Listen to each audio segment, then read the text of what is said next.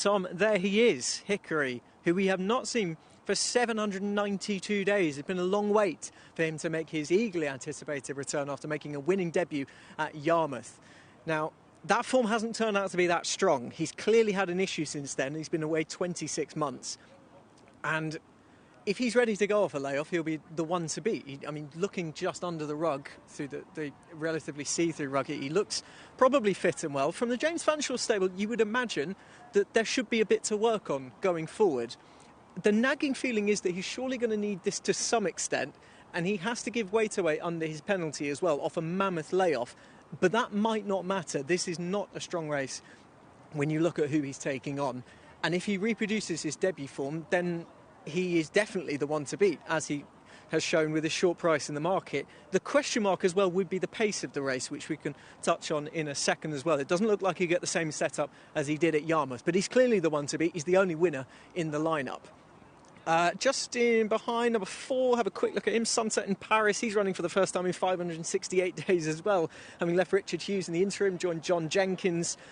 This is a weak enough race, but his form is of a low enough standard. He's not really that fancied in the market. A few of the... Number 8 is the particularly interesting one, because this is the debutant, the 4-year-old filly Glampus, who is just in behind number 4. That's Dylan Hogan's ride for Daniel and Claire Kubler. She's a homebred for owner Vivian O'Sullivan, who owned her unraced dam, La Donacella. She makes her debut in a week affair. She's making it to the track just 2 months away from her 5th birthday, so it's taken a long time for her to come to hand. The breeding's generally middle distance as well. She's getting £12 from Hickory, and given the others on show, you would imagine that if she's anything half decent and Hickory underperforms, then that essentially leaves her in pole position. But we get to see her on the track, and this is a whole new experience for her. So she's taking the prelims well enough, having a good look around, but nothing untoward. Just in behind number 3, Pittsburgh, Finley Marsh for Ryan Potter. He's had 14 starts over obstacles in Ireland and over here now with Ryan Potter. He made his flat debut. He ran to the level that his price suggests is 66 to 1. A slow away, finishing 9th, beating 13.5 lengths. He's got another tall order this evening, you would imagine. Behind him, number 2, Flagman, Shane Kelly for Deborah Faulkner. Very little shown so far. Very different type to number 3 in front, Pittsburgh, as you would expect. Difference in age, difference in stature as well. And similar comments apply to number 10, Celtic Sersha, Charlie Bennett for Pat Phelan. 2 very similar down the field runs. Very hard to recommend as well. So really, those are some of the main participants, and some of those who are very much, you would imagine, going to struggle in here. This is a very, very weak race, and a seemingly good bit of placing, Tom, for Hickory to make his long-awaited return. On form, he is definitely the one to beat. And will he need to be good enough, or will he need to better his Yarmouth run to get back in the winner's enclosure? There are just a few question marks for me. Indeed, a few questions, Anthony. I think the fact that so many of these have either got form that isn't particularly exciting or whose pedigrees aren't particularly flashy is part of the reason why Hickory is such a short price. I was surprised, actually, when I looked at the race. Originally, he is about 1 to 4, but that's the way it is, even after a long break. And Dave, I know you've got some interesting thoughts about this horse. Yeah, well, I don't know how interesting they are. I was taken to my eye was taken to the owners, Fred Archer Racing Galliard, which caught my eye because Galliard was one of the sort of low points of Fred Archer's career in the saddle when he was beaten in the 1883 Derby.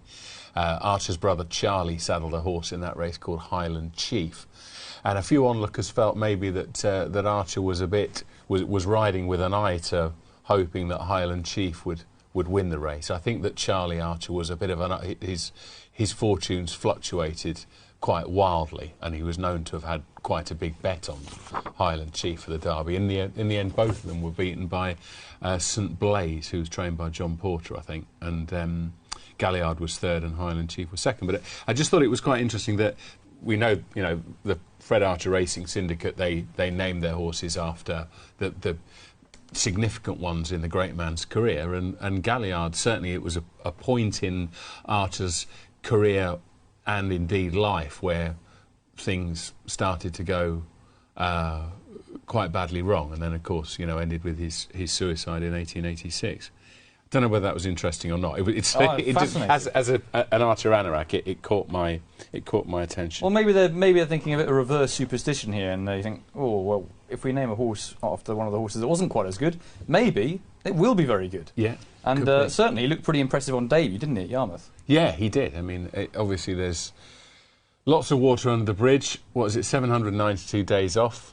We've had 3 prime ministers in the time that Hickory has been on the sidelines, although that also applies to number 2 flagman, who's been absent for 57 days.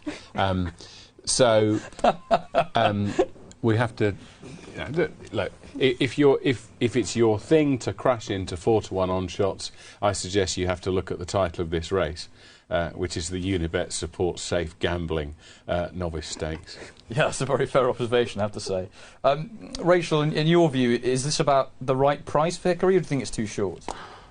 I'm a bit like you. I looked at it and just went, well, this is going to go off a bit short for a horse that's been off the track for 2 years and carrying a winner's penalty. And then I looked through the rest of them and went, yep, okay. This is an absolute no-bet contest for me. He looks really well in his coat. He is clipped, but he still looks really well. He looks muscled up enough. I'd say he's probably 85-90% fit. Danny Musket already has a winner on the card. James Fanshawe and the Fred Archer Racing know this horse because he's a half-brother to Archer's Dream, who was a listed winner for the same connections, albeit the Wheel of Fortune syndicate, not the Galahad syndicate. And he's drawn 4. First run I was gelding. First is the all-weather, not an issue. On debut, he was slow away and went last to first and won easily. So even with slow away today, there might be a little bit of dead wood in here he's got to get around, but we just saw that in the last race, Tenjin was able to do that with a plum. Yeah, he certainly was. And if we see a performance in the same bracket as Tenjin, then we could be dealing with a pretty smart horse under a penalty here, I think, in Hickory, particularly considering he's been off the track for so long. The beauty and the beast of races like this is that whether Hickory, like if we look at a race where the horses have run before, we can have a definitive opinion, can't we, on whether Hickory ought to be a 4s on shot. Whereas with the likes of Glampus, who I think was second favourite there. Yeah.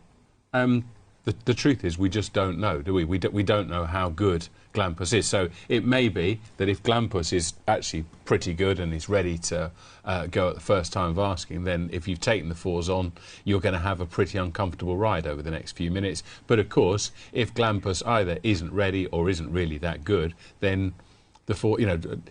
I used to do a lot of most of my betting in 2-year-old races, and you would just you would back a second timer. This was before they started dividing the races, which spoilt my fun and my profits. But you were just betting really that the second and third favourites who were newcomers either weren't that good or they weren't ready, and you got your answer a minute or so later. So we shall see. I mean, Daniel and Claire Kubler have done very well recently, and they certainly have winners at Kempton on the all-weather Rach. What kind of a chance would you have given Glampus on pedigree? I just actually wrote down next to her that this is very much a more staying family. I mean, we're looking. The dam didn't win. She is her dam's first foal to actually hit the racetrack. The dam is related to a 1.5-mile winner, Jeremiah. And you look further back, and it's longer distance, middle distance, flat horses. And normally you'd go, well, in time. But she is 4. So potentially starting out at 7, I can see where they're going. I mean, more likely this race was written and they were able to get into it. She looked an absolute picture in the paddock. She looked really well down there, but you would expect that from a Kubler horse. Looked fit enough to do herself justice. She's definitely one that comes into consideration, as is that horse, who was a bit late coming out onto the track. We haven't heard that there's a jockey change, so Reese Cutterbuck, who mixed his first ride because he was stuck in M25 traffic, because who hasn't been stuck on the M25 in the last couple of days, is gotten here. First run in a hood, but that will be interesting because her first run was terrible. She was green, reluctant to load, slow away, had no clue what was going on. That was in a band C and D race, so arguably this is potentially a higher level race than the one at Lingfield over a mile last time. So first time Hood, she looks settled enough down there. She could be potentially one. A 3-year-old against older horses, she's getting a hell of a lot of weight from Hickory, a 4-year-old with a winner's penalty. And if she has learned anything from the Lingfield debut, she should be a lot better than that. Indeed. Yes, it's going to be interesting to see how some of these get on up against this very hot favourite, Hickory, for Danny Muscat and James Fanshawe. Let's see what Anthony thinks out on track about this one. Anthony, Hickory not the biggest, but certainly very short in the market. Thanks, Tom, and even shorter than when he left the paddock. 5-1 on then at the top of the market. Glampus second in on debut, and no turning back, ironically, for the filly named No Turning Back, was she very much tried to, and that's why she was late out. She eventually consented to go down under Reese Clutterbuck, and she just knocks over a stalls handler, and he's not letting up at the moment. Hopefully all okay down there. That looked nasty. That looked like a nasty thing to happen from an inexperienced filly who has a hood on for the first time, and you can understand why. Clearly very skittish, and clearly causing more problems down there. She has shown, well, I think reluctance doesn't quite do it justice. Reese Clutterbuck now getting off, and they're going to see if they can load her without Reese on, but it's not looking great. And now, she almost got loose as well. So while No Turning Back is looking like she's not going to live up to her name, looks like she could be turning back unless they work a minor miracle. She's quite stewed up and getting hot under. She's rearing up and bucking up. The chances of the favourite are clear. That is absolutely clear. 5-1 on. To be honest, it's probably not unfair, given what he's shown so far, given what he showed at Yarmouth. Very different race, extremely different race to what he might get today. Just spoke to Tom Fanshawe, who after he gave Danny the leg up, Danny looking for a double, and Tom was saying has just had a lot of niggly problems after a fairly severe injury after that Yarmouth run, and it's just taken an age to get him back. He's been working well. He's fit enough to do himself justice. Of course he is. There's no turning back. He's now playing the bucking bronco with Reese Clutterbuck on top, and the hood, or the blindfold indeed, is now discarded. When I asked him how Hickory might be ridden, the plan is that Danny's going to try and get some cover. Now, if he does get cover and it's a slowly run race, then if you'd taken the 5s on, you might worry on a horse who's returning after 792 days away that would play against him. However, he might just have the talent to get over it. For me, this is a complete banana skin of a betting heat. I completely agree with Rachel. It's very difficult to have a forthright opinion when there are so many unknowns in here. Will Hickory be the same horse he was at Yarmouth after 790 years away? Will Glampus be able to take advantage should Hickory not be able to, given that she has middle distance pedigree and or at least middle distance pedigree, and is running over 7 furlongs for the first time? Will No Turning Back even go forward? She's been very tricky down at the start. We ticked long past post time at this point, nearly 4 minutes. So really, it's just who do you go against? The ones who have already run haven't shown much form. The other debutant, the likes of Alchemist Dream, has not been particularly well supported in the market, which you'd have liked to have seen some support. As we're just seeing if they can work on a minor miracle with No Turning Back, who has almost everyone behind her trying to get her in, but we'll see if she's. Well, it's the same story again, and she almost gets loose again. So you wonder how many chances they're going to get. Doesn't look like many more chances. Hickory will be going forward, 5-1 on at the top of the market. It's a very tricky race to decipher. There are easier ways to make a quid for me than putting 5 down. Looks like they're going without. Here's Mark. And they're off. They have gone without horse number 11, No Turning Back, who was withdrawn at the start, refused to enter the stalls. More of that to come after the race. The early pace is put up by Flagman, and now around that one's outside is Darkest Dream, and out quite wide is Celtic Sorcerer. Already quite well strung out as they make their way down the back straight, and it is Darkest Dream who has got the lead. To Celtic Sorcerer on the outside, racing in second. Flagman up against the inside rail is in third. The favourite Hickory goes into the turn in fourth. Towards the inside rail, Sunset in Paris is in fifth position, followed by Glampus, who is in sixth with a half mile to go. Roaring River is next, then Alchemist Dream, and the back marker as they go around the turn is Pittsburgh, who's racing about 8 lengths off the leader, who continues to be Darkest Dream as they come into the home straight. Darkest Dream out in front to Celtic Sorcerer towards the outside in second. Flagman against the rail in third. Hickory travelling well in fourth, and may angle now towards the centre of the course to deliver a challenge. They're racing down towards the final quarter of a mile. Darkest Dream still has the lead to Celtic Sorcerer, who now has taken the advantage. Hickory towards the outside, breezing into contention as they come down towards the final furlong. Hickory goes on to Celtic Sorcerer in second. They're bunching up for the minors, but it is Hickory who is out in front, and coming back after 26 months off the track. Hickory is now 2 out of 2. Getting up for second on the outside was Glampus, and it's very tight for third.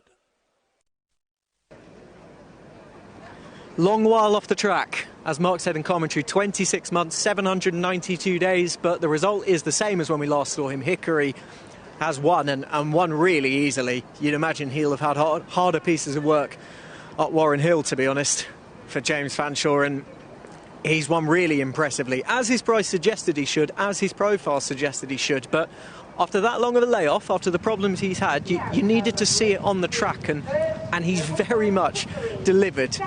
You never really, I mean, if you'd taken the 5-1 on, you were just waiting for the button to be pushed. Danny Muscat had him in the perfect position. This is the second winner he's had off the card, and 2 fine rides as well, because he's kept things extremely simple. He's got cover. They went an even enough pace up top. There was no worries about it turning into more of a sprint than it needed to be, really. He was always wise to the fact that it might have become that, and in the end Hickory has shown the necessary gears to go through with it without really coming out of second gear. It's good to see him back, Tom. Sometimes you worry about horses you haven't seen for such a long time, especially when they've had more than niggly problems and then have just had more problems that pile up on top of each other. But it is Hickory who has taken it and has run really nicely in the end, as he was entitled to do. Yeah, it's like he's never been away, isn't it, really? What a lovely performance that was from Hickory, a very fluid mover, and has travelled into the race sweetly, and Rach has put it to bed very nicely. Yeah, he has. I mean, the really nice thing is the Fanshawe yard, as they saw the shenanigans of No Turning Back, is sitting back because they took a ticket for him to go in last, and it's just like, hello, that's nice. You carry on. Everybody else is going to be standing in the gate. We'll wait. And so he was last in. He broke really well for a horse being off the track for as long as he had. He had a really good position in behind Celtic Sorcerer, and led on by Darkest Dream on the inside, and he settled, unlike some of the other horses in this race, settled quite nicely, whereas the runner-up Glampus was a little bit slow-wide. Dylan Hogan did just have to get at her a little bit to ride her to come out of the gate, and she's gotten a really good position in behind the leader. And a bit like we talked about ahead of time with her pedigree, she just was showing that she was clued up for her debut, but when the screws began to turn and the race began to get a little bit quicker, she just completely stalled out, had to think about it. The typical outpace stayed on late. They have her in a 1 mile Newcastle Band D novice on Tuesday. I would say step up and trip for her is the most immediate thing in her future. And as for the winner, Hickory, well, you might get a little bit of a Rule 4 on a 1-5 shot, which is fun, but double on the day for Danny Muscat, and you know, he had to work a little bit, like he just had to change his hands once or twice, so, you know, one of the easier winners he'll have this season. Dave, that was obviously visually quite impressive, but we've got to be fairly critical here in terms of what he's beaten, because in behind beforehand we didn't think there was a huge amount of dangers, and that appears to have been the case. Yeah, absolutely. I mean, I've said this for don't know how many times on racing TV, and I apologise for saying it again, but if you look at races like this and you divide them into style and substance, well, there's lots of style there, isn't there? Because Hickory has travelled well, and as Rachel said, Danny Muscat changed his hand a couple of times, and that was about it, really. In terms of substance, well, probably not an awful lot, was there? Talking beforehand about Glampus, is she any good? Is she ready today? Well, she's all right. You can see that she's run on and made a